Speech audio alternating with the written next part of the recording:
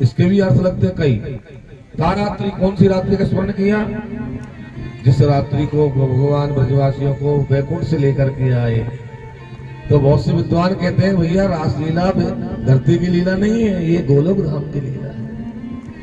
ये रासलीला भगवान ने गोलोक धाम में करी है, धरती पर नहीं करी है ये लीला। लेकिन दूसरे विद्वान कहते हैं नहीं, तारात्रि का अर्थ है जिस रात्रि को भगवान ने गोपियों का चीर चुराया था, उनको आशीर्वाद दिया था। कल हमने बताया कि देवियों आने वाली शरद पूर्णिमा की रात्रि को मैं बांसुरी बजाऊंगा, तुम सबको बुलाऊंगा और तुम्हारी इच्छा को पूर्ण करूंगा। उस रात्रि को मेरे गोविंद ने स्मरण किया। तो भगवान अभी तारात्रि शरदोत्फुल्ल मल्लिका, शरद पूर्णिमा का चंद्रमा आकाश में खिला हुआ है। और रात के 12 बजे भगवान ने बंसी वट में जाकर के योग माया का आश्रय लिया। योग माया कौन? हमारी किशोरी राधा रानी। किशोरी जी का नाम भागवत में स्पष्ट रूप से कहीं नहीं है। राधा जी का नाम भागवत में स्पष्ट रूप से कहीं नहीं है। वैसे तो राधा के बिना काम चलता ही नहीं है। राधा तो आलाद्य शक्ति है भगवान की, लेकिन स्पष्ट रूप से कहीं भी राधा का नाम नहीं है। क्यों नहीं है? क्यों नहीं है? क्योंकि सुखदेव जी राधा जी को अपना गुरु मानते हैं और गुरु जी का नाम नहीं लिया जाता है। गुरु जी को तो संबोधन करके सारे में निकला जाता है, इसलिए राधा जी का नाम कहीं स्पष्ट रूप से नहीं लिया भागवत में। सुनते योग माया कह रहे, योग माया में उपासित। जब योग माया का आश्रय लेकर के भगवान ने बांसुरी बजाई तो मुरलिया बाजे जमुना तीर, मुरलिया बाजे जमुना तीर, मुरलिया बाजे जमुना तीर, मुरलिया बाजे जमुना तीर, मुरलिया बाजे रे मुरलिया बाजे, मुरलिया बाजे जमुना तीर, मुरलिया बाजे जमुना तीर, मुरलिया बाजे, मुरलिया बाजे बाजे बाजे, मुरलिया बाजे जमुना तीर, मुरलिया बाजे। कारो कन्हैया कारी कलीदी, कारो कन्हैया कारी कलीदी, कारो कन्हैया कारी कलीदी, कारो ही जमुना को नीर, कारो ही जमुना को नीर, मुरलिया बाजे जमुना तीर, मुरलिया बाजे जमुना तीर, मुरलिया बाजे।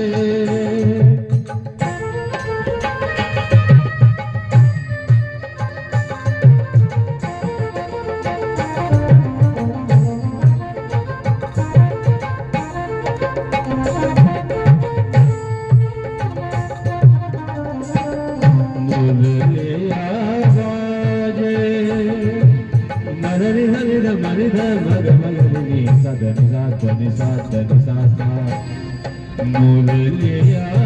बाजे जमुना तीर, मुरलिया बाजे मरनि हरि मनि ध मग मगनि सदनि सासा, मुरलिया बाजे जमुना तीर, मुरलिया बाजे जमुना तीर, मुरलिया बाजे मरनि ध मरनि ध मरनि ध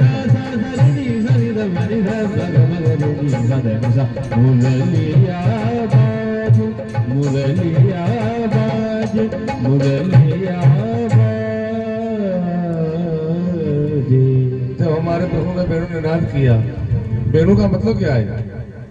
वेणु ब्रह्म सुखम ये विषय सुखम, तो अणु यस्मात् से वेणु। ब्रह्म सुख और विषय सुख जिसके सामने अणु हो जाए वो वेणु, वो वेणु ने नाद किया प्रभु ने। जब ये बांसुरी बजी तो सुखदेव जी वर्णन करते हैं ये बांसुरी केवल भगवान ने गोपियों के लिए बजाई है। निसम्य गीतम तदनंग वर्धना, निसम्य गीतम तदनंग वर्धना, निसम्य गीतम तदनंग वर्धना, निसम्य गीतम तदनंग वर्धना, प्रजस्त्रियों कृष्ण ग्रहीत मानसा, प्रजस्त्रियों कृष्ण ग्रहीत मानसा, प्रजस्त्रियों कृष्ण ग्रहीत मानसा, प्रजस्त्रियों कृष्ण ग्रहीत मानसा, आजगमुरन्यो नवलक्षितोद्यमा, आजगमुरन्यो नवलक्षितोद्यमा, आजगमुरन्यो नवलक्षितोद्यमा, आजगमुरन्यो नवलक्षितोद्यमा, सयत्र कान्तो जमलोलकुण्डला, यत्र कान्तो यमलोल कुण्डला, निसम्य गीतं तदनंगवर्धनं, निसम्य गीतं, निसम्य गीतं, निसम्य गीतं तदनंगवर्धनं। सुखदेव जी क्या कहते हैं? निसम्य गीतम तदनंग वर्धनम। ये बांसुरी का जो गीत था वो अनंग वर्धन, अनंग किसको कहते हैं? कामदेव को। ये गोपियों के कामदेव को बढ़ाने वाला था। तदनंग वर्धनम। ब्रज स्त्रियों, ब्रज की स्त्रियां जिनका मन हो गया आसक्त श्री कृष्ण में, ऐसी गोपियों ने अपना अपना काम तो छोड़ दिया और बांसुरी की आवाज सुनते ही दौड़ना चालू कर दिया, भागी। जहां वृंदावन में बांसुरी बज रही थी वहां भागी, हजारों गोपियां भागी। सुखदेव जी ने यह भी निर्णय किया कौन सी गोपी ने कौन सा काम छोड़ा। कोई गोपी दोहन कर रही थी गाय का, दो स्तनों का दूध तो निकाल लिया, दो का निकालने लगी, गोपी के कान में बांसुरी के बाजे की आवाज आ गई। गोपी ने कहा कि स्तन छोड़ दिए, दौड़ी वृंदावन की तरफ।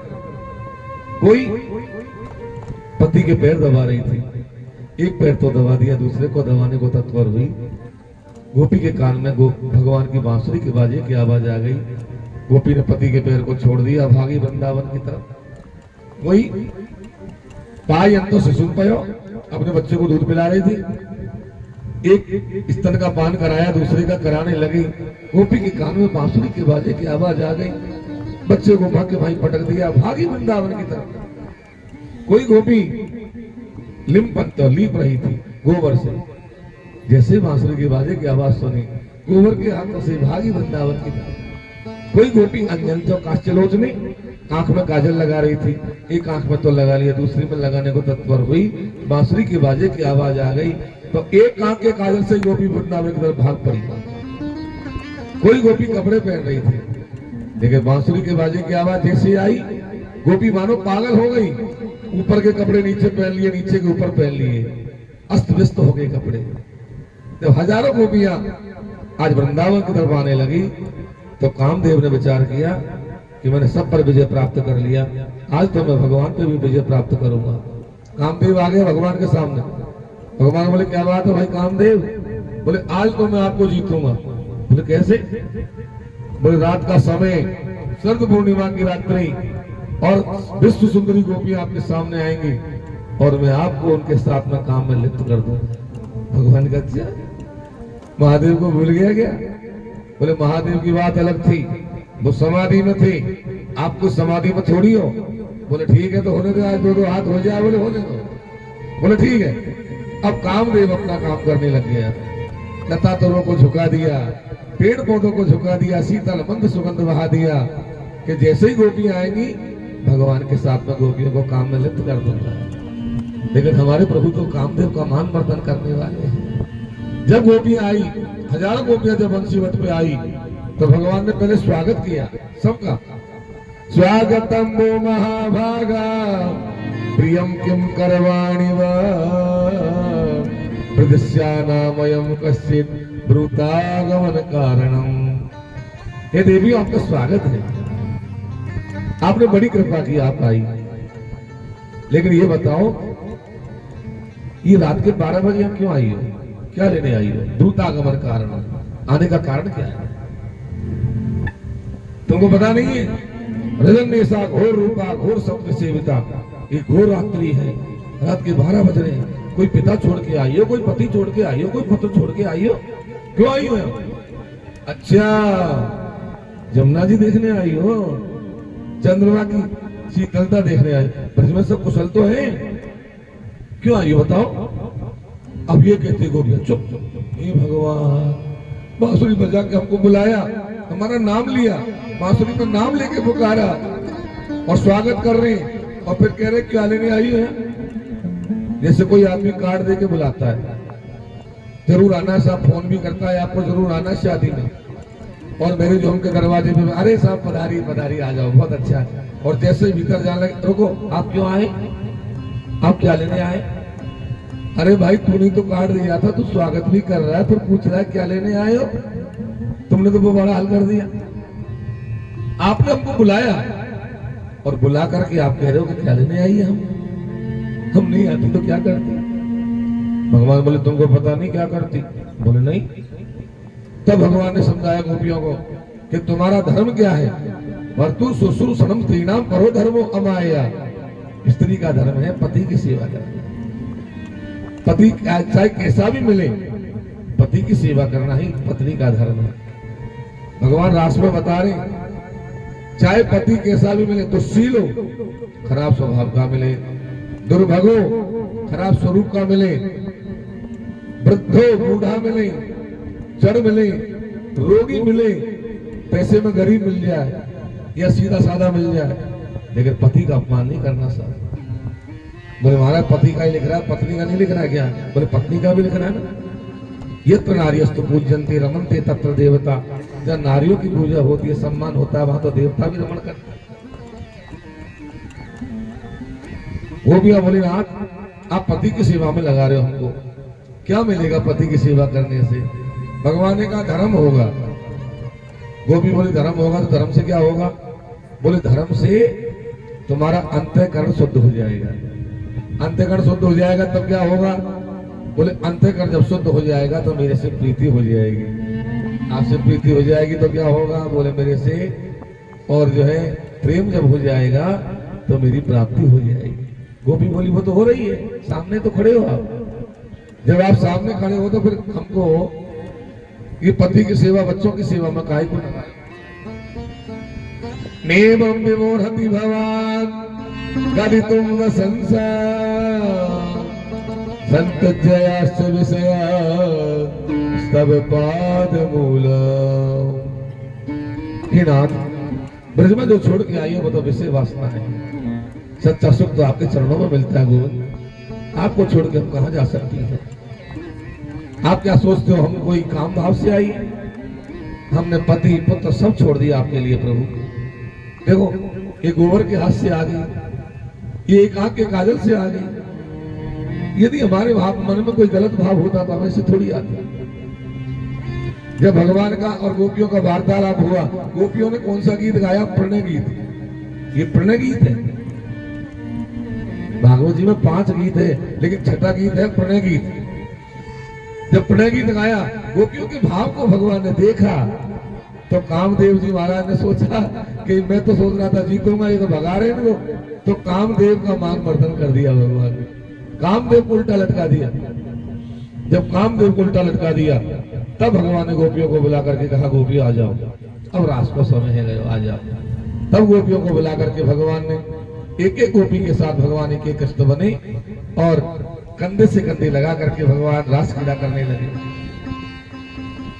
कि बाहु पसार परिरंभ करोल कोरु, बाहु पसार करके भगवान कभी गोपियों के मुखमंडल को देखते हैं, कभी भगवान मुस्कुराते हैं, कभी गाते हैं, कभी ठुमक ठुमक करके नृत्य करते हैं। जब गोपियों के साथ भगवान नृत्य करने लगे, हजारों गोपियों के साथ, तो सारी गोपियों के मन में अज्ञान हो गया। क्या अज्ञान हो गया? कि देखो अब हमको छोड़ के नहीं गया हो नहीं, अब हमारे है गए, क्योंकि हम कितने सुंदर हैं, हमको छोड़ के कैसे जा सके कि नहीं है? सारी गोपियों को अभिमान हो गया, केवल एक गोपी को नहीं हुआ। ये गोपी कौन? हमारी किशोरी राधा रानी। किशोरी जी के मन में था क्या पता कब छोड़ के चले जाने का कोई भरोसा नहीं। तो भगवान ने क्या किया, राधा जी को साथ में लिया, एक गोपी को, और सबको छोड़ दिया, और तत्रैवांतर दिया, तो अंतर ध्यान होकर चले गए। जब गोपियों को छोड़ करके अंतर ध्यान होकर के चले गए भगवान, अब ये गोपियां जंगल में रोने लगी रात के 12 बजे। अरे कन्हैया, तूने काय को तो बांसुरी बजाई, काय को हमको बुलाई, और बुला करके तू छोड़ के कहां चला गया श्याम सुंदर। तब गोपियां भगवान को ढूंढने निकली है, सारे वनों में ढूंढ रही है, और रोती हुई जा रही है गोपियां। आगे तुलसी का पेड़ मिला, जाकर लिपट गई गोपियां, कहने लगी कि कुछ तुलसी कल्याणी गोविंद चरण प्रिय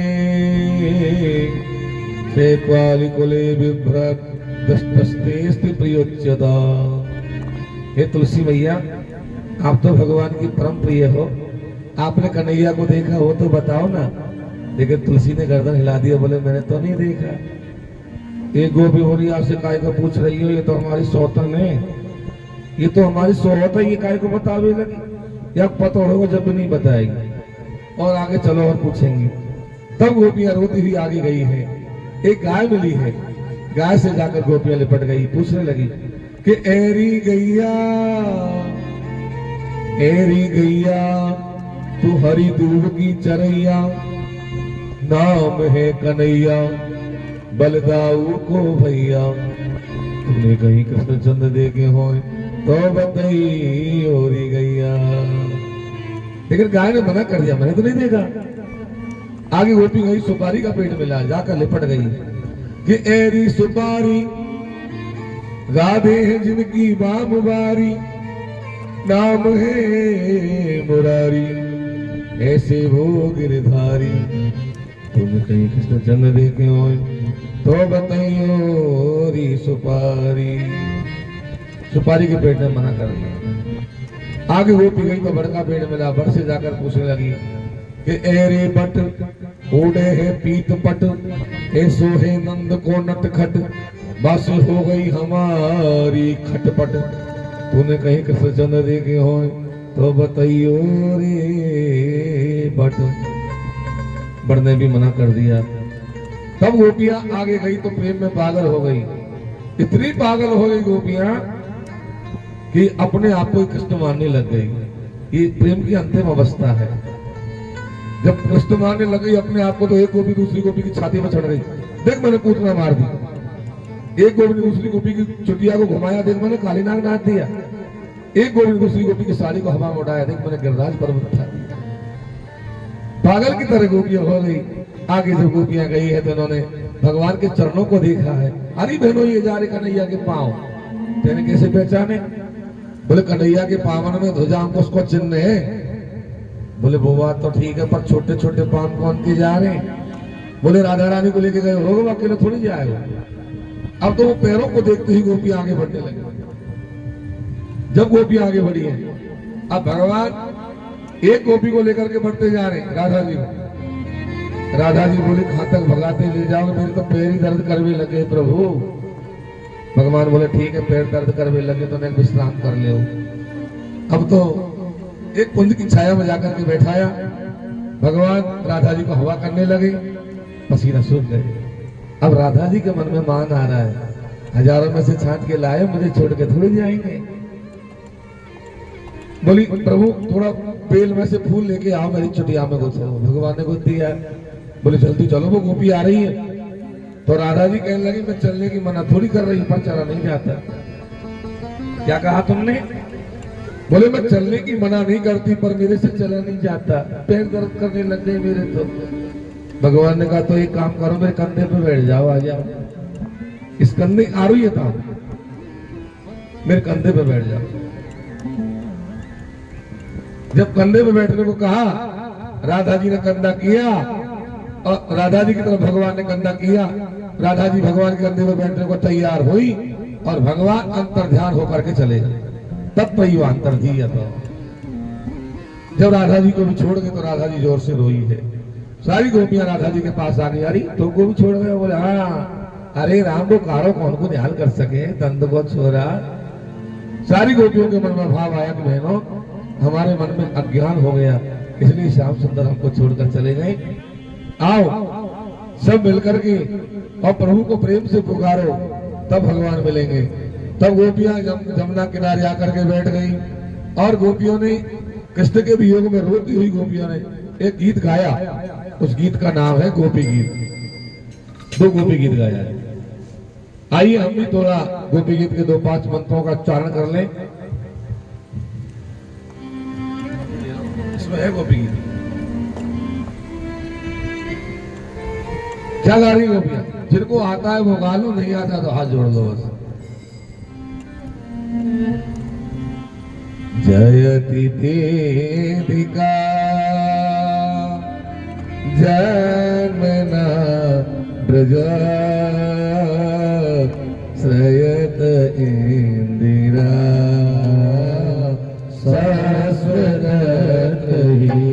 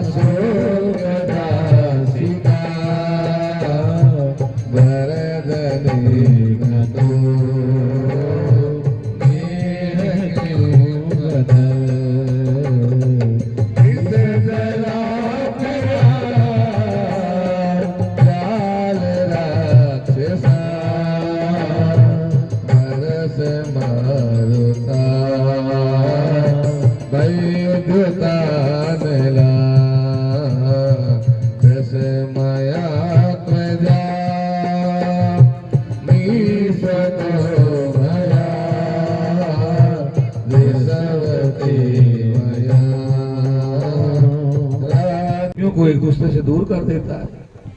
तो यदि यही करना था तो तूने काहे को हमारा श्री कृष्ण से प्रेम करवाया?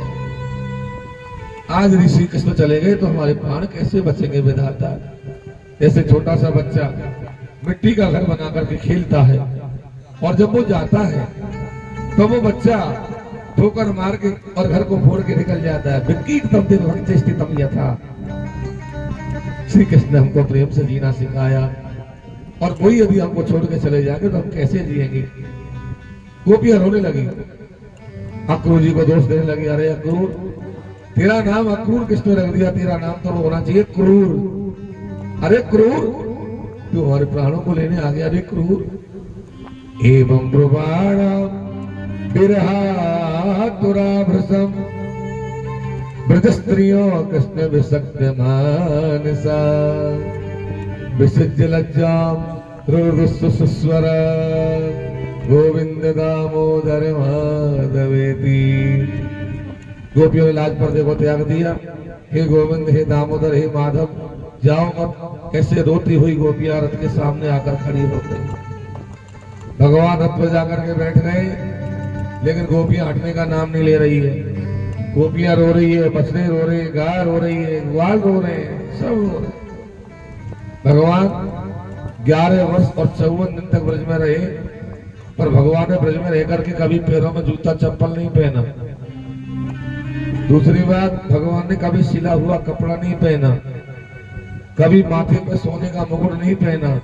प्रेम का जो प्रतीक है मोर पंख, वही भगवान ने लगाया।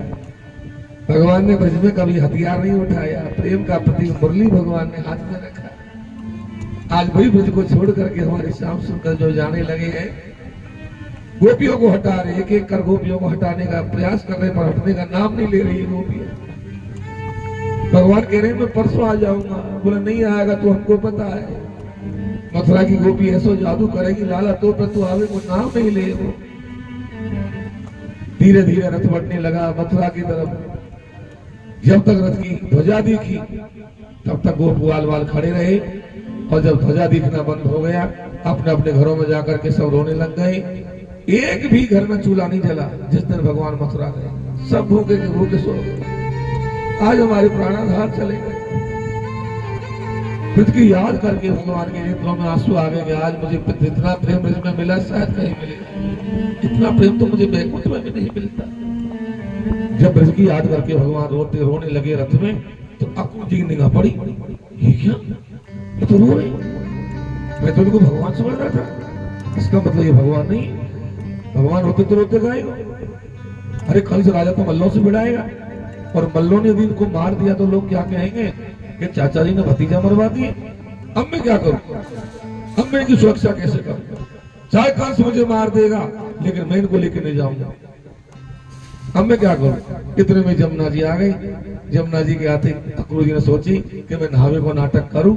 जब मैं नाटक करूंगा तो कोई ब्रजवासी आएगा, इनको वापस ले जावे के कहेगा, मैं इनको वापस भेज दूंगा, कंस को मार देगा, कहाँ फर्क पड़ जाएगा। ऐसा विचार करके अक्रूर जी बोले, कन्हैया। बोले हाँ काका जी। लाला मैंने स्नान करूंगा, थोड़ी टाइम लगेगी, तुम दोनों भैया रथ में बैठे रहो। बोले काका जी भूख लग रही है। अक्रूर जी ने सोची लो भूख और लगे, भगवान होते तो भूख काहे को लगती, भगवान नहीं है जब तो भूख लगी। अब तो पक्की बात। अक्रूर जी जमुना जी के पानी में जाकर के नहाने गए, और जो जमुना जी में जाके गोता मारा, तो गोता के मारते ही पानी के अंदर क्या देखा कि पानी के अंदर भी वो रथ खड़ा है, और रथ में कृष्ण और बलराम दोनों भाई बैठे हैं। ये क्या, ये पानी में कैसे आ गया? ऊपर देखा तो ऊपर भी बैठे, फिर पानी में देखा तो भीतर भी बैठे। अब तो ऊपर नीचे अक्रूर जी हो रहे। अंत में अक्रूर जी ने क्या देखा कि जो पानी में रथ खड़ा है, उसमें बैठे हुए कृष्ण बलराम की सेवा में हजारों ब्रह्मा लग रहे, हजारों महादेव लग रहे, हजारों इंद्र लग रहे। ब्रह्मा जब देखा तो अक्रूर जी समझ गए कि जो सारी दुनिया को बचाने वाला है, उसको मैं क्या बचाऊंगा। अक्रूर जी पानी में स्तुति गाने लग गए कि न तो स्वहम तम खिले तो हे तुम नारायणम दूर समाधिमव्ययम यन्नाभिजाता अरविंद कोशात ब्रह्मा विरासीत यत एष लोका।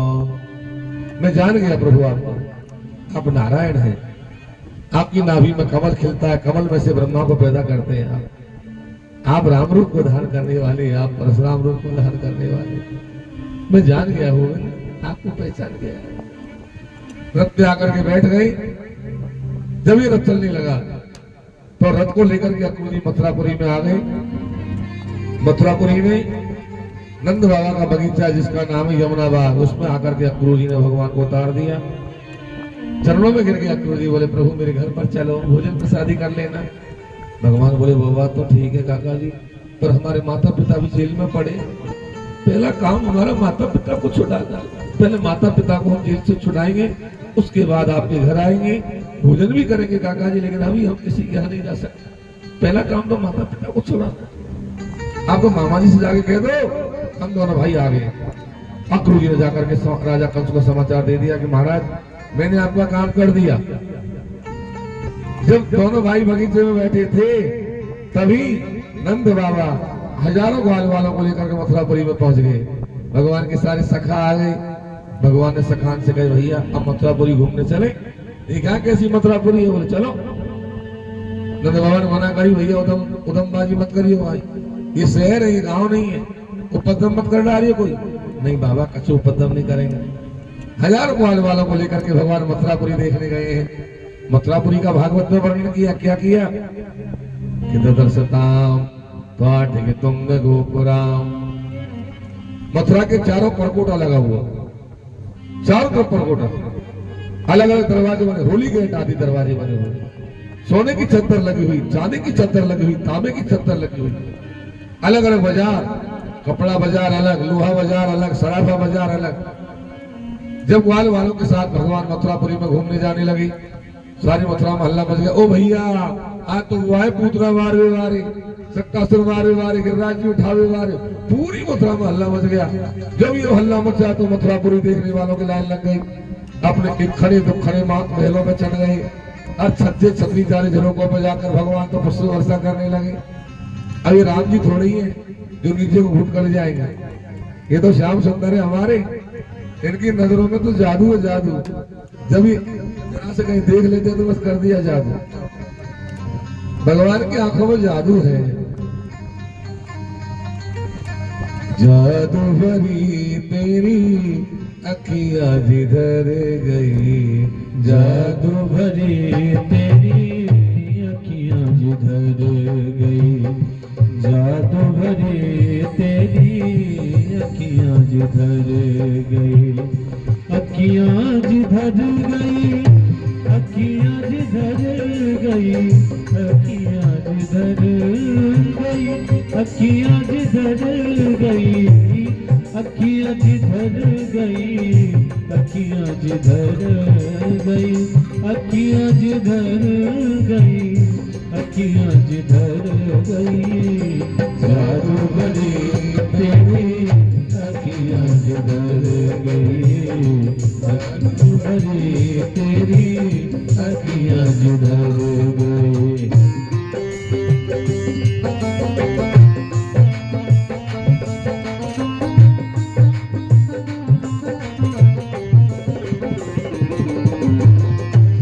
मुकुलित निरख छवि नित निरखत, मुकुलित मुदित छवि नव निरखत, प्रेम पराग सरस रस भर गई, प्रेम पराग सरस रस भर गई, जादू भरी तेरी अखियां जिधर गई, जादू भरी तेरी अखियां जिधर गई। नैनों की कटारी, नैनों की कटारी वारी वारी वारी छुई मुई, नैनों की कटारी वारी वारी वारी छुई मुई, छुई मुई छुई छतियन से उतर गई, छुई मुई छुई छतियन से उतर गए, जादू भरी तेरी अखियां जिधर गई, जादू भरी तेरी अखियां जिधर, तेरी अखियां जिधर, तेरी अखियां जिधर गई। हमारे कन्हैया की आंखों में तो जादू है। एक बार कहीं देख लिया तो घायल कर दिया सामने वाले ने। अब तो सारी मथुरापुरी को घायल कर दिया। जब सारी मथुरापुरी ग्वाल वालों की ओर देखने लगी तो ग्वाल वाले बोले कन्हैया, बोले हाँ, हमको शर्म आ रही है भैया। बोले क्यों? और सब दुनिया हमारी तरफ देख रही है और हम फटे पुराने कपड़े से आ गए। तू तो बढ़िया कपड़े पहन के आया और हमारे तो फटे पुराने कपड़े हैं। आज के जमाने में कोई गहना पहनो या मत पहनो, पर कपड़े बढ़िया होने चाहिए। गांव के आदमी की, शहर के आदमी की तो अलग ही पहचान है जा। भगवान बोले तो तुम कहाँ चाहो? बोले कोई किराए के कपड़े मिल जाए धोबी के पास तो वही पहना दे लाला। इतने में क्या देखा कि राजा कंस का धोबी कपड़े लाद करके लेकर के आ रहा है। भगवान का कपड़े तो वो आ गए, मांगो। वाल वाल बोले हम तो नहीं मांगा, तू ही मांग। ये तो ऐसे आ रहा हो जैसे कोई राजा महाराजा आ रहे हो, तू ही मांग। तो भगवान ने धोबी से जाकर के कपड़े मांगे। कैसे मांगे कि दहिया वयो समुचिता अंगवा सांसी चारहतो भविष्यति परम सेयो दातस्ते नात्र संशय। अरे रजत, आपके पास बहुत अच्छे अच्छे कपड़े हैं, कुछ कपड़े हमारी सखाओं को दे दो तो तुम्हारा कल्याण हो जाए। जब कपड़े मांगे तो धोबी गाली बकने लग गया। ये कपड़े पहनाया, ये तेरे बाप दादा में पहले ऐसे कपड़े? डंडा दिखाने लगा। भगवान ने ध्यान करके देखा तो ये तो वही धोबी, ये तो वही धोबी था, त्रेता वाला धोबी जिसने जानकी में दोष लगाया था और भगवान राम जी की जानकी को भगवान से दूर कर दिया था। आज भगवान ने सोचा कुछ समय में मर्यादा में था, नहीं तो मैं उसी समय इसका गाल लाल कर देता, पर मैं पूरी जहर की घूंट को पी करके रह गया। लेकिन आज मेरे पास कोई मर्यादा नहीं है, आज ये धोबी के बच्चे को छोड़ूंगा नहीं। भगवान ने एक चाटा जाकर धोबी के गाल पे मारा। जो एक चाटा मारा, चाटे के मारते धोबी और गधे से नीचे गिर गया, पांव पीट के मर गया। धोबी को मार दिया। कहते धोबी की मोहनी बढ़िया होती, बताई साहब। सबसे पहले मथुरा में घुसते धोबी की मोहनी कर ली भगवान ने। ग्वाल वालों से कह दिया पहन लो कपड़े। सब ग्वाल वालों ने कपड़े पहन लिए। अब कपड़े पहन लिए तो कपड़े तो नाप के ही बढ़िया लगे। अब राजा महाराजा के कपड़े ग्वाल वाला ने पहन लिए तो सड़क भी साफ करते चल रहे हैं, लंबे कपड़े। ग्वाल वाल बोले लाला हमारे तो पहले ही कपड़ा बढ़िया है, ये तो बिल्कुल ही खराब है, अब तो बिल्कुल बिजूका बन गए हम। बोले कहा चाहो? बोले कोई दर्जी से जान पहचान हो तो नहीं कपड़े ठीक करवा दे। इतने में दर्जी आया।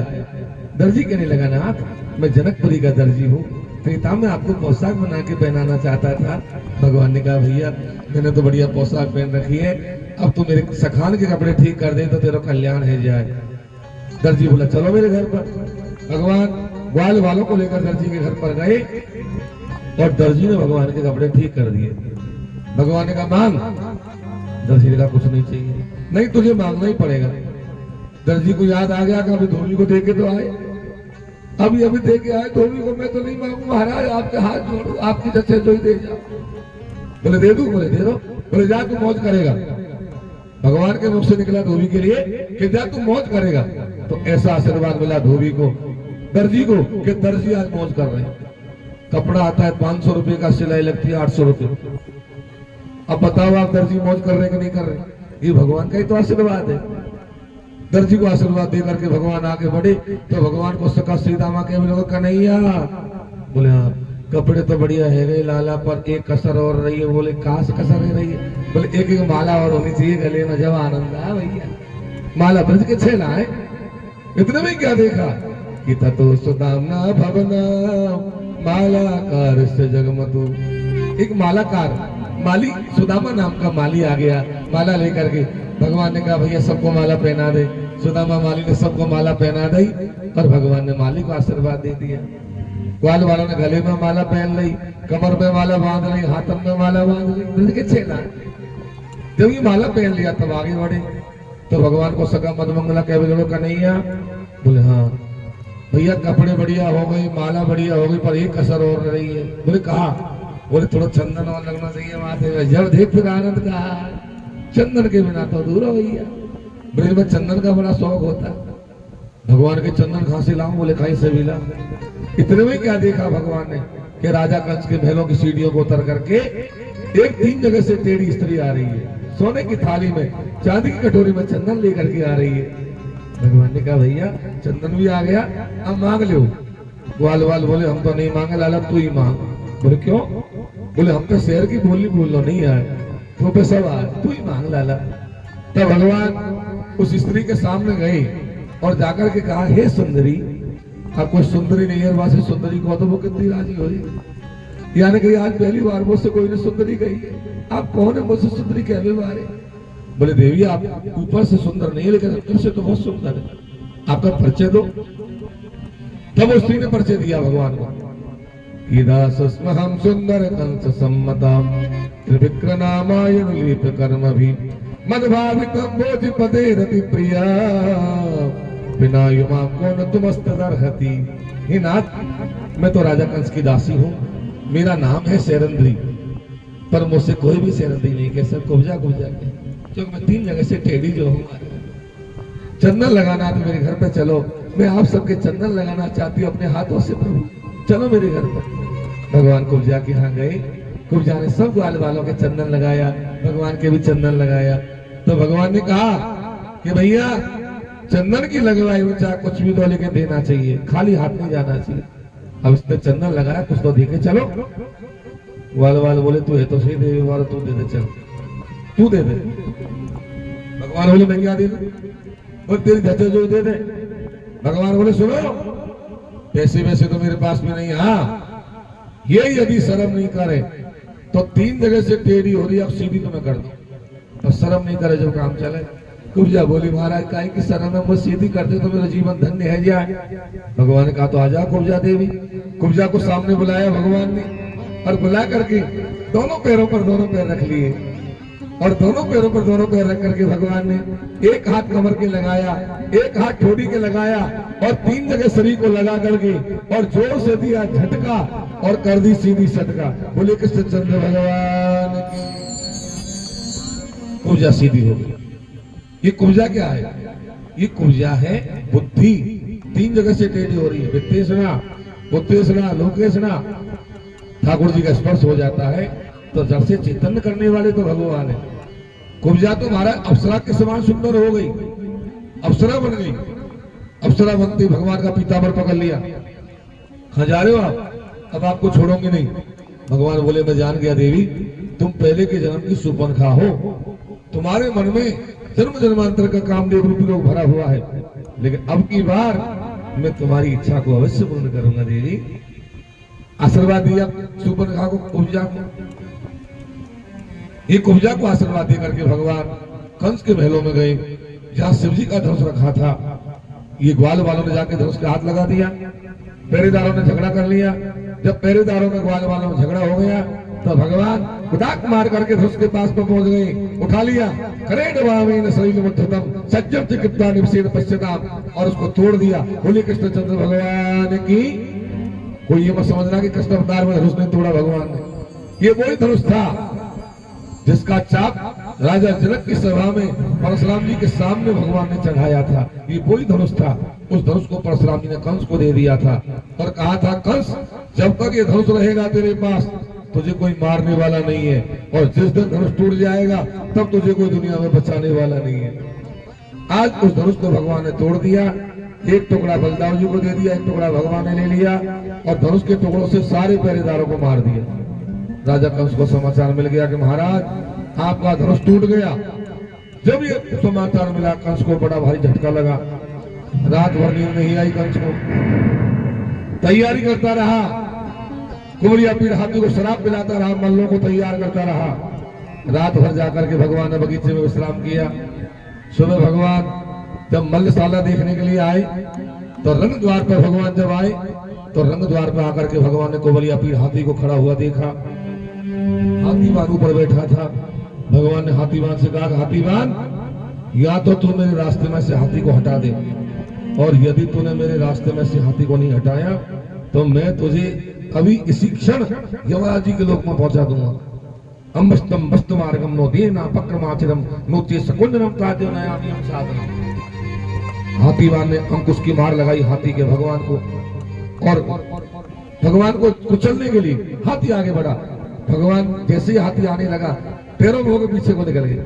हाथी पीछे को मुड़ा, भगवान आगे को निकल गए। हाथी आगे को मुड़ा, जोर से दांतों को निकला। भगवान ने जैसे ही ये दांत निकलने लगा पीछे को निकल गए और हाथी के दोनों दांत टूट गए। जब दोनों दांत हाथी के टूट गए तो भगवान ने पीछे को जाकर के अपने रूप को बढ़ा लिया, और वो रूप बढ़ा लिया जो बलि को छलने के लिए बनाया था भगवान ने। ऐसा त्रिविक्रम रूप बना करके भगवान ने कुबलिया पीड़ हाथी के दो आगे के पैर और सूंड एक हाथ में, और हाथी के दो पीछे के पैर और पूंछ एक हाथ में पकड़ा, और कुबलिया पीड़ हाथी को पछाड़ करके मार दिया। चंद्र भगवान की जय हो। और कुबलिया पीड़ हाथी को पछाड़ करके भगवान हाथी दांत कंधे पर धर करके, और जब मल्लशाला में आए हैं तो सबको भगवान ने अलग अलग रूपों में दर्शन दिया। बोले जाकी रही भावना जैसी, जाकी रही भावना जैसी, जाकी रही भावना जैसी, जाकी रही भावना जैसी। प्रभु मूर्ति में देखी तैसी, प्रभु मूर्ति में देखी तैसी, जाकी रही भावना जैसी, जाकी रही भावना जैसी।